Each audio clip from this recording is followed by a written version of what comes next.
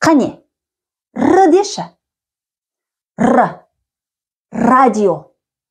Роза. Раушан. Р. Ей, оңай ғой. Р деші. Роза. Ракета. Көрдіңіздер ме? Әдетте біз р дыбысын айта алмайтын балаларымызға осындай ақылды әңгімелер айтып, осындай талаптарды қоямыз. Бірақ әр дыбысты дыбыстау үшін ауыз қуысымыз әртүрлі артикуляция жасайтынын өзіміз біле бермейміз. Балаларымызға р дыбысын айтқанда ауыз қуысының қалай өзгеретінін, дыбыстау мүшелерінің қандай қозғалыс жасайтынын түсіндірмей жатып, осындай талаптар қою әбестік. Мысалы, а дыбысын айтқанда аузымыз кеңірек ашылады, жағымыз төмен түседі. А. И дегенде езуіміз керіледі, тіліміз артқа кетеді. Сол секілді р дыбысын айтқанда да ауыз қуысы кәдімгідей өзгеріске ұшырайды. Ең маңызды сәт біз балаларымызға р дыбысының артикуляциялануын көрсетпейміз, түсіндірмейміз. Сондықтан балаларымызға қанша жерден р деп айт, р деп айтқанымызбен де балаларымыз тілдің қалай қозғалыс жасайтынын білмегендіктен біздің талабымызды орындай алмайды. Сонымен р дыбысын айтқанда біздің дыбыстау мүшелеріміз қандай өзгеріске ұшырайды?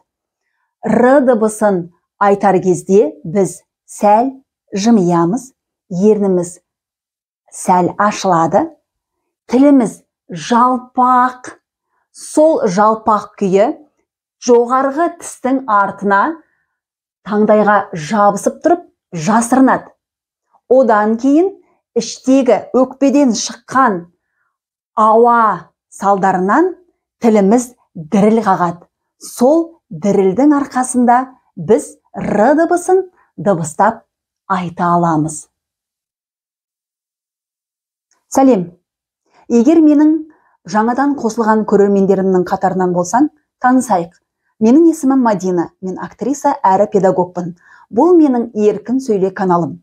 Өзімнің каналымда көрермендерімді таза, әдемі, сауатты, еркін сөйлеуге үйретіп жүрген жайым бар. Егер сен каналға әлі тіркелмеген болсаң, міндетті түрде тіркеліп ал.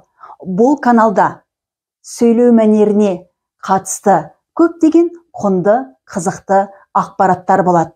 Ал сол ақпараттарды елдің алды болып көру үшін қоңырауды қосып қой.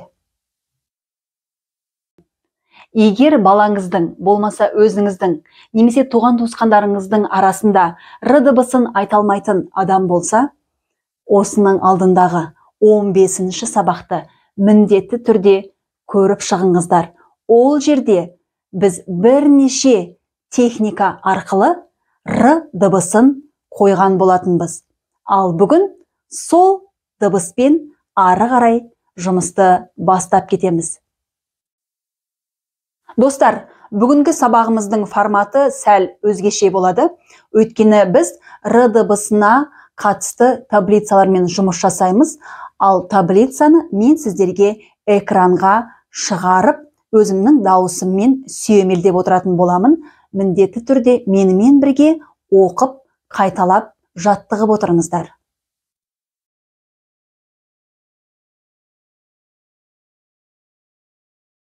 Бірге оқып жаттығамыз. Ри, ре, ра, ро, ру, р.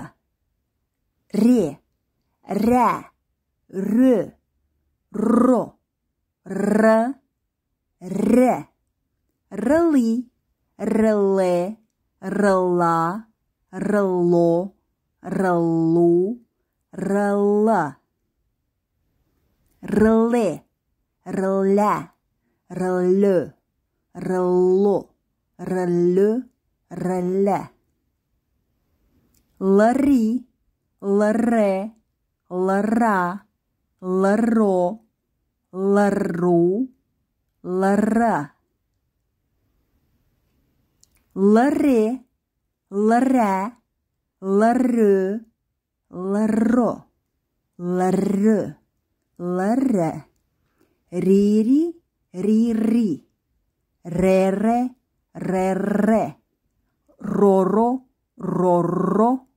Руру, руру. Рере, рере. Рара, рара. Рыры, рыры. Руру, руру. Рыры, рыры. Рара, рара. Рере, рере. Қазір жаңылтпашты айтамыз. Зырылдақты зырылдат. Зыр ойнасын зырылдап. Зыр ойнаса зырылдақ. Зуылдайды зыңылдап. Қырық қырсық құлып. Қырық қисық құрық. Құлыпта қырық. Құрықта қырық. Жаңылтпашты тез айтуға тырыспаңыздар, ең бастысы р дыбысына мән беріңіздер. Сонымен достар, міне 16-шы сабағымыз да өзінің мәресіне келіп жетті. Бүгінгі сабақ сізге, сіздің балаңызға пайдалы болды деп ойлаймын. Егер жақындарыңыздың, таныстарыңыздың арасында р дыбысын айтуда қиналатын адамдар болса, осы видеомен бөлісіп, поделиться етіп қойыңыз. Ал мен сіздерді өзімнің келесі 17-ші сабағымда күтетін боламын. Міндетті түрде осы видеоны соңына дейін көрген болсаңыз, комментария жазып, лайк басып, қолдау көрсетіңіз. Сау болыңыз, еркін сөйлеңіз.